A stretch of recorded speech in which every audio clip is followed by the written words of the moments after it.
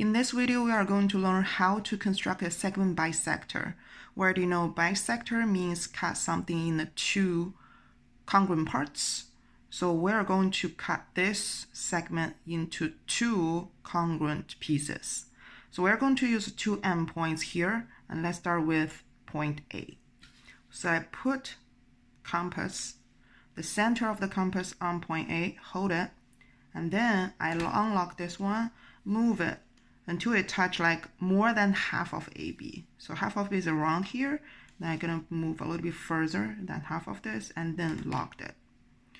So when I locked it, I use pencil, put here, and draw the big arc. Okay, so we finished the first part. Then we're gonna keep it locked. Do not move anything. I just move the center to the other side and put the center on point B. Again, keep it locked. Do the same thing as we did before. We draw another arc.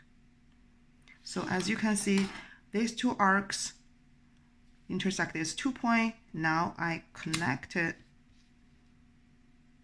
this 2 point. Make sure it goes through a straight line. And then that's it. This is the bisector. Cut AB into two pieces. We leave the construction marks here. It's finished.